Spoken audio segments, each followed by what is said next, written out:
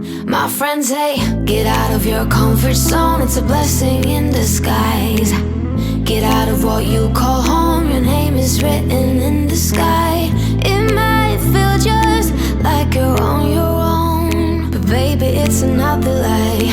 Remember you were made. I try to work, but it doesn't work. I try to say something, but there's no word. I try to justify my actions, less reactions, heart beat raising.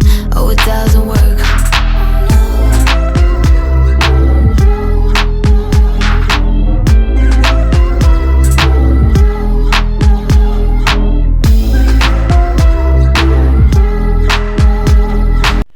अस्सलाम वालेकुम and welcome back to my channel. कैसे हैं आप सब? उम्मीद है कि आप सब खैरियत से होंगे। हाँ जी, तो सुबह का टाइम है, 10:30 बज रहे हैं और आज मैं बहुत लेट उठी हूँ। एक्चुअली कल मेरी तबीयत ठीक नहीं थी, रात को मैं बहुत लेट सोई थी। तो सुबह मेरे हस्बैंड ने मुझे नहीं जगाया और उन्होंने बच्चों को भी मना कर दिया था कि ना जगाए। तो आज जो है मुझे बहुत बुरा लग रहा है क्योंकि मैं बहुत तकरीबन 10 बज रहे हैं और मैं लेट उठी हूँ। Otherwise I plan things accordingly और मुझे उठना था तकरीबन कोई 4:30-5 बजे के करीब, ताकि मैं नमाज भी पढ़ सकूं और अपने सारे काम भी कर सकूं। लेकिन ये था कि मैं बहुत लेट उठी हूँ। खैर एनीवेज कोई बात नहीं है, कभी तबीयत ख़राब भी हो जाती है। तो ये है कि अभी मैंने बहुत से काम करने हैं। आज मैंने आप लोगों से कि बहुत ज़बरदस्त किस्म की रेसिपी शेयर करनी है। रेसिपी में क्या है, मैं बना रही हूँ ग्रेनोला। ग्रेनोला मैं बहुत पहले भी बनाती थी। Granola is something which is very good for, very healthy और एनर्जी का बूस्ट होता है वो। और इस तरह बना के अगर आप रख लेते हैं, एज आई टोल्ड यू, मेरे बच्चों के एग्जाम्स हो रहे हैं तो मुझे था कि मैं उनको ना इस तरह मंचिंग के लिए दे दूँ। मेरे हस्बैंड भी जब आते हैं ऑफिस से या सुबह के टाइम अपने ब्रेकफास्ट में भी इसको खा सकते हैं। मैं आपको सारे वेज बताऊंगी कि इसको किस तरह इस्तेमाल कर सकते हैं। तो ग्रेनोला में नट्स होते हैं, ओट्स होते हैं। वो रेसिपी मैं प्रॉपर्ली शेयर करूंगी ताकि आप लोग उसे बना सकें, आप अपने बच्चों को दें, खुद खाएं। इवन आई एम डायबिटिक, मैं उसे खा सकती हूँ। तो बहुत ज़बरदस्त किस्म की रेसिपी है जो कि मैं आज बनाऊंगी और बना के मैं जार में रख दूंगी ताकि बच्चे आते जाते खा सकें या सुबह ब्रेकफास्ट में भी खा सकें। दूसरा, मुझे आज जाना है मॉल, और मॉल क्यों जाना है मैं आपको बताऊंगी। मुझे बहुत ज़रूरी कुछ चीज़ें लेनी थी और मैंने आप लोगों के साथ, आप लोग मुझे इतना कहा था मदर्स डे की सेलें लग रही हैं, तो फिलहाल तो मैं जाऊंगी, देखूंगी क्या क्या कुछ है, सेल वगैरह क्या जो भी है, detail I will be telling you. मैंने जाना है मॉल एंड उसके अलावा जो है ना एक बहुत ज़रूरी काम करना है, वो भी मैं आपको दिखाती हूँ कि वो मैंने क्या काम करना है। उसकी वजह से भी मेरी थोड़ी सी तबीयत ख़राब हो जाती है। अभी मैं आपको दिखाती हूँ। तो आप लोगों ने व्लॉग जो है ना वो एंड तक देखना है। आई डोंट नो, मैं एक आध, क्योंकि मैं मॉल जाती हूँ, मैं एट अ टाइम बहुत सारी शॉप्स चली जाती हूँ, तो फिर मैं कोशिश करती हूँ कि एक आध ही आउटलेट की जो है वो डिटेल्स आप लोगों के साथ शेयर कर सकूँ कि आप ये जाएं, ये लें और इसमें क्या है।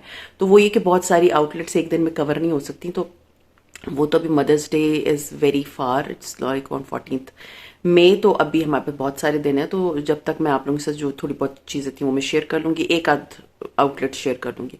तो बस अभी मैं आपको दिखाती हूँ कि वो बहुत ज़रूरी काम क्या है और इसकी वजह से क्यों मेरी तबीयत ख़राब होती है। तो चले अपने ब्लॉग का करते हैं आगाज़।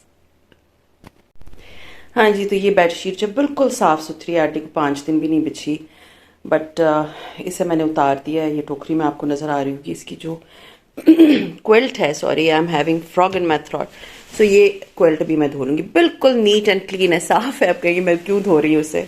ये आपको जिस तरह से स्मूथली मैंने खींचा आपको नज़र आ गया होगा, टिकती नहीं है बिल्कुल भी ना। एंड सीरियसली इसके ऊपर कल्फ लगी हुई है जिसकी वजह से ना तकिया हिलता रहता है और मेरा रात को ना मेरी गर्दन में दर्द शुरू हो जाती है और फिर मुझे जो है ना नींद नहीं आती। तो that is the main reason. आज मुझे था कि मैं इसको वॉश कर लेती हूँ अच्छी तरह से ना, ताकि ये बेडशीट भी धुल जाएगी और इसका क्विल्ट भी धुल जाएगा। तो जब इसके ऊपर से कल्फ निकल जाएगी ना तो ये बहुत मीन्स मे बी फिर ये होगा कि जब मैं इसको बेड पे, अब ये देखिए ये वाली बेडशीट जो है ना चैन 1 की है और ये मेरी इतनी पुरानी बेडशीट है, आपको ये नज़र आ रही होगी, ये इतनी पुरानी, इसके तकिए इतने प्यारे।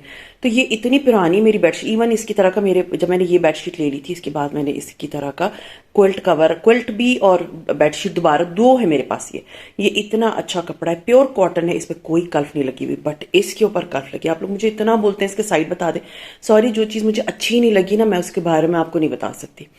इट कॉस्ट मी 3800 या 3700 रुपीज़, बट बहुत ही पथेटिक है, इसलिए मैं इसको बिल्कुल रेकमेंड नहीं करती। कॉटन की होनी चाहिए, आप लें, खरीदें और यूज़ करें।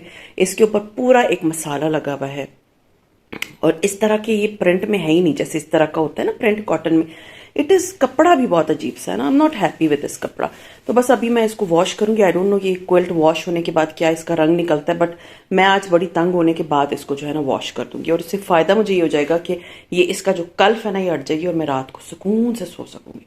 तो ये अभी मैं आज इसको धोने लगी हूँ, बिकॉज इसकी वजह से मेरी नींद जो है ना वो बड़ी ख़राब है।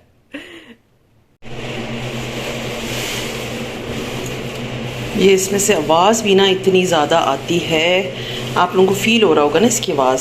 सीरियसली ये आज इंशाल्लाह तक धुलेगा, फिर मैं आपको इसका रिव्यू दूंगी कि वाज इट वर्थ वॉशिंग और नॉट, क्योंकि मुझे तो लग रहा है इसका कलर भी ख़राब हो जाना। बस अभी मैं इसमें सर्फ वगैरह डालूंगी और इसको वॉश कर लूँगी।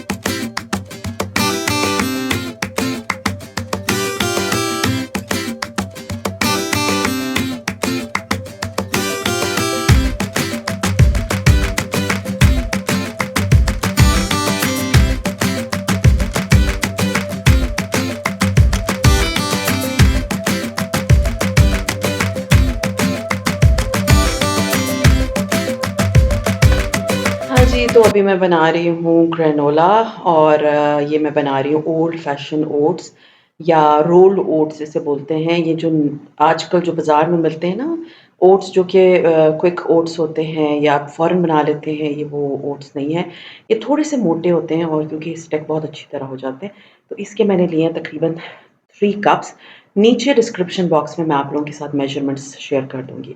उसके बाद मैंने इसके अंदर डाला है तकरीबन हाफ कप के बराबर जो है वो चॉप हुआ हुआ मैंने लिए हैं अखरोट, और इसके अखरोट के अलावा इसके अंदर जाएगा तकरीबन हाफ कप के ही बराबर मैं ले रही हूँ बादाम, और बादाम को भी मोटा मोटा चॉप करना है। आपने ग्राइंड नहीं करना, आपने उसके फ्लेक्स नहीं लेने, इसको मोटा मोटा मैं आपको बताऊंगी कि आपने किस तरह से चॉप करना है, उसी तरह से आपने इसको चॉप करना है। जैसे कि अब आप देख सकते हैं मैं जिस तरह से चॉप करी।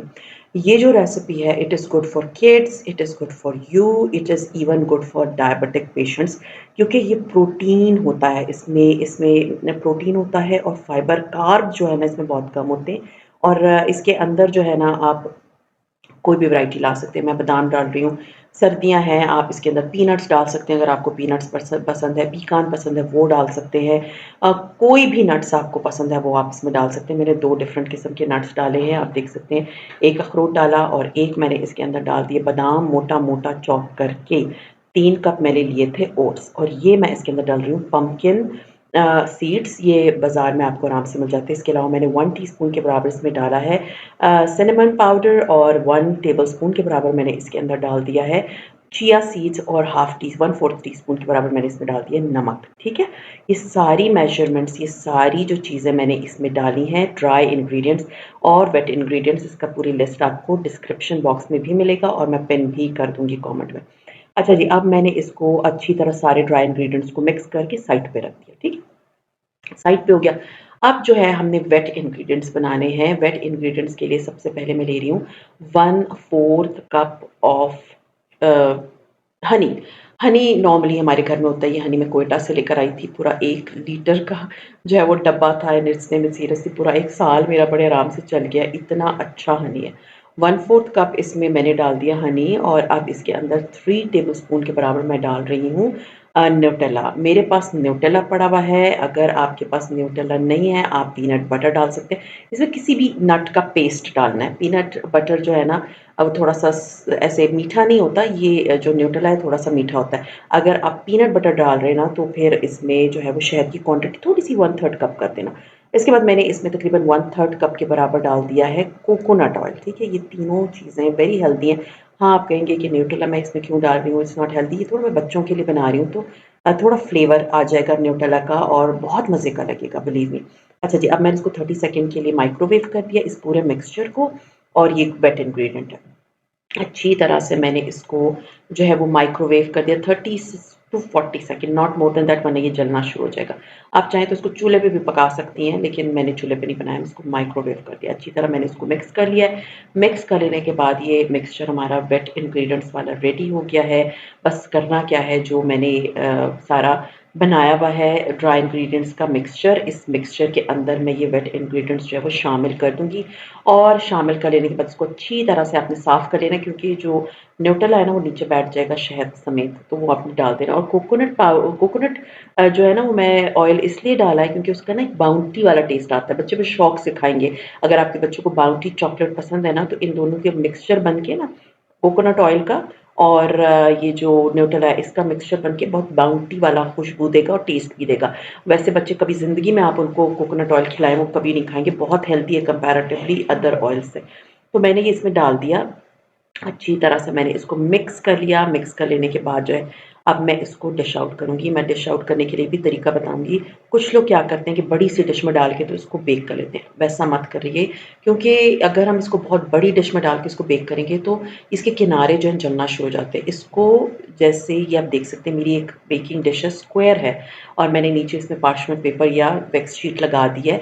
अब मैं इसके ऊपर ये डाल के तो मैं इसको चम्मच से अच्छी तरह प्रेस करूँगी, ठीक है? प्रेस करना है और ताकि ये जो है ना ये जलेगा नहीं। जब इस तरह प्रेस्ड होगा और बिल्कुल एक जान हुआ होगा तो ये आपस में जलेगा नहीं। और इसको जो है हमने बेक करना है वेरी लो फ्लेम पे। Low flame in a sense कि मैं आपको बताऊँ, इसको आपने बेक करना है 140-130 पे तकरीबन 30 मिनट के लिए। ठीक है, हल्की आँच पे ये बेक होगा और बेक होने के बाद अब मैंने इसको बेक होने के लिए रख दिया था और बेक कर लेने के बाद बस फिर मैं जो है ना मुझे जाना था, तो इसको निकाल के जब ये तकरीबन 30 मिनट हो गए मैंने इसको निकाल के रख दिया। इसको 1 डेढ़ घंटा बिल्कुल भी नहीं छेड़ना, इसको बेक होने देना, ठीक है? तो वो मैं आपको कल दिखाऊँगी इंशाल्लाह ताला कि ये किस तरह हुआ था, क्योंकि 1 डेढ़ घंटा मेरे पास था नहीं, मुझे जाना था बाज़ार।